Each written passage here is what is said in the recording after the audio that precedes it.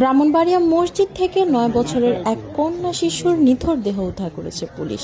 এ প্রসঙ্গে পুলিশ জানান, শনিবার থেকে নিখোঁজ ছিলেন মাইমুনা আক্তার ময়না নামের ছোট্ট 9 বছরের মেয়েটি। সে স্থানীয় একটি মাদ্রাসায় ইফতেদায়ী বিভাগের শিক্ষার্থী ছিলেন। সকালে সরাইল উপজেলার শাহবাজপুর ইউনিয়নের হাবলিপাড়া মসজিদের দ্বিতীয় তলায় তার রক্তাক্ত মরদেহ দেখেন স্থানীয়রা।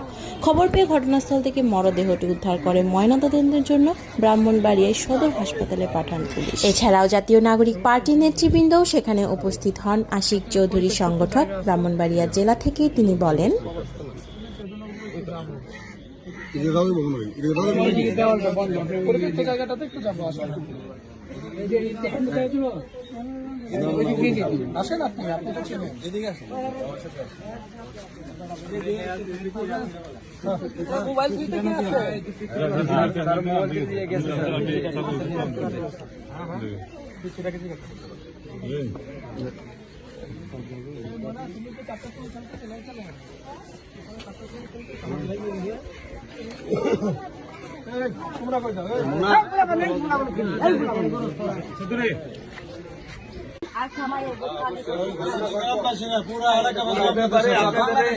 এই ব্যাপারে আপনাদের একটু বলি, সেটা হইতেছে আমার তো হয়তো সবাই ছিলেন না, কিন্তু আমার চাচারে ছিলেন। আমি ওসমান উদ্দিন খালেদ